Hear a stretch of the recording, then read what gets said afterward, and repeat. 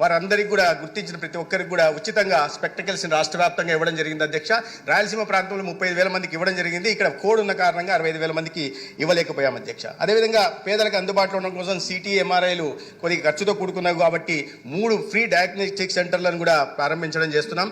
Food safety మీద, preventive medicine మీద ప్రత్యేక దృష్టి పెట్టి ఇటీవల కేంద్ర ప్రభుత్వం కూడా FSSAI ద్వారా MOU చేసుకుంటే 89 కోట్లను ఇవ్వడం జరిగింది. తద్వారా 3 ల్యాబ్లను రాష్ట్ర వ్యాప్తంగా ఫుడ్ సేఫ్టీ ల్యాబ్స్ను ఏర్పాటు చేస్తున్నాం. అదేవిధంగా సేఫ్టీ ఆన్ వీల్స్ పేరుతో ఒక మొబైల్ సేఫ్టీ వ్యాన్స్ కూడా రాష్ట్ర వ్యాప్తంగా ప్రవేశపెడుతున్నాం అధ్యక్ష.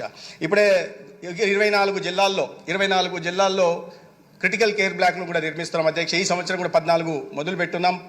ఈ సంవత్సరం కూడా 10 క్రిటికల్ కేర్ బ్లాక్లను కూడా మొదలుపెట్టే ప్రయత్నం చేస్తున్నాం. అదేవిధంగా ఇటీవల కేంద్ర బడ్జెట్లో క్యాన్సర్ డే కేర్ యూనిట్లను ప్రస్తావించారు. కేంద్ర ప్రభుత్వం 200 ఇస్తున్నట్టుగా ప్రకటించింది. దాంట్లో మన రాష్ట్రానికి కూడా 9 క్యాన్సర్ డే కేర్ సెంటర్ కూడా తీసుకొచ్చే ప్రయత్నం చేస్తున్నాం అధ్యక్ష. ఇప్పుడే సోదరుడు విజయచంద్ర గారు మాట్లాడుతూ గిరిజన ప్రాంతాల్లో వైద్యం గురించి మాట్లాడుతున్నారు. ఈ రాష్ట్రంలో బుట్టాయిగూడెం, పార్వతీపురం, రంపచోడవరం, డోర్నాల ఈ ప్రాంతాల్లో మల్టీ స్పెషాలిటీ ఒక్కొక్క హాస్పిటల్కి 50 కోట్ల ఖర్చుతో 5 మల్టీ స్పెషాలిటీ ఆసుపత్రులు నిర్మిస్తున్నాం అధ్యక్ష. దాంట్లో ఒకటి పార్వతీపురం కూడా ఉందని నేను గౌరవ సభ్యునికి తెలియజేస్తున్నాను అధ్యక్ష. అదేవిధంగా అధ్యక్ష, ఈ విలేజ్ హెల్త్ క్లినిక్, ఆయుష్మాన్ ఆరోగ్య మందిర్లను మరింత ప్రతిష్ట చేయడం, సొంత భవనాలు నిర్మించడం కోసం ప్రధానమంత్రి ఆయుష్మాన్ భారత్ ఇన్ఫ్రాస్ట్రక్చర్ మిషన్ కింద 1780 కొత్త భవనాలు నిర్మిస్తున్నాం. అదే 15th ఫైనాన్స్ కమిషన్ నిధులతో 1532 కొత్త భవనాలను కూడా VSCలు కూడా నిర్మిస్తున్నాం.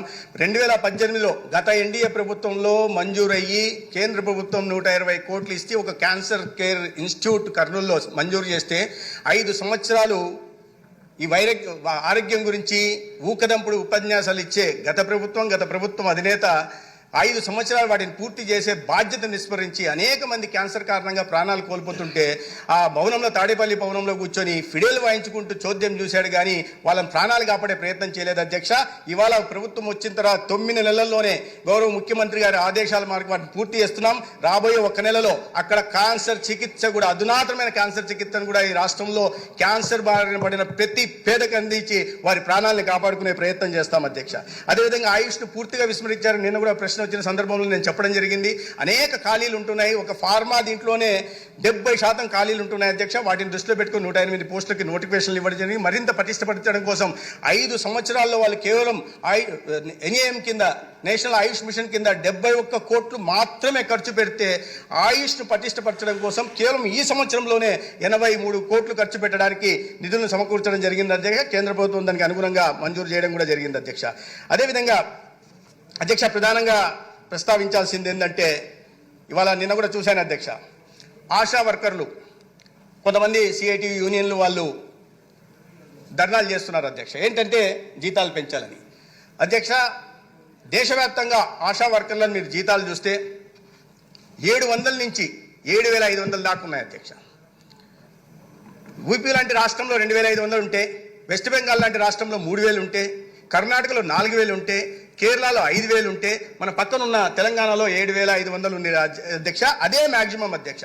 కానీ ఆంధ్రప్రదేశ్లో మాత్రం ఆశా వర్కర్లకి 10,000 రూపాయలు జీతం వస్తుంది అధ్యక్ష. అది కాకుండా ఆశా వర్కర్లు వాళ్ళు ప్రధాన భూమిక, ఆరోగ్య వ్యవస్థలో క్షేత్రస్థాయిలో ప్రధాన భూమికను దాన్ని దృష్టిలో పెట్టుకుని ఇటీవల గౌరవ ముఖ్యమంత్రి వారు సమీక్ష చేసి వారి డిమాండ్లను పూర్తి చేసే దిశగా ప్రయత్నాలు చేశారు. దాంట్లో భాగంగా వారి రిటైర్మెంట్ ఏజ్ని 60 సంవత్సరాలు ఉంటే 2 సంవత్సరాలు పెంచి 62 సంవత్సరాలు చేశారు అధ్యక్ష.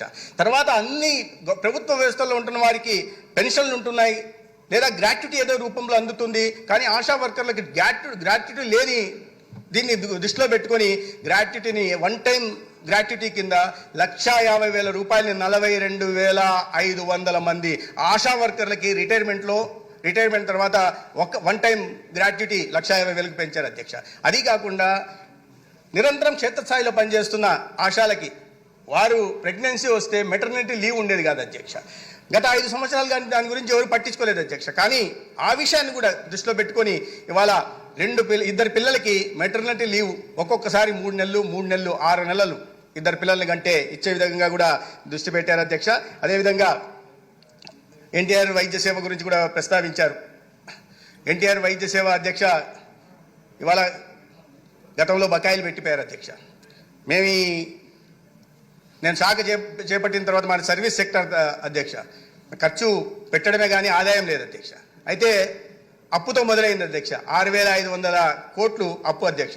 వైద్య ఆరోగ్య శాఖ మీద కూడా అది ఎన్టీఆర్ వైద్య సేవ దగ్గర నుంచి డ్రగ్ సప్లైకి 1000 కోట్ల దగ్గర నుంచి కట్టిన మెడికల్ కాలేజీల అప్పుల దగ్గర నుంచి అనేక విధాల చివరికి 108 అంబులెన్సుల దగ్గర నుంచి ఏది తీసుకున్నా దేని మీద చూసుకున్నా అప్పు నింది అధ్యక్ష. నాకు అంటే మిగతా వాటి మీద ఆదాయం వచ్చే వాటి మీద మద్యం వాటి మీద అప్పు పెట్టారు, ఇంకో దాని మీద పెట్టారు, బాండ్ల రూపంలో పెట్టారంటే ఆశ్చర్యం. కానీ వైద్య శాఖ మీద కూడా అప్పు పెట్టిన ఘనత గత ప్రభుత్వానికే దక్కుతుంది అధ్యక్ష.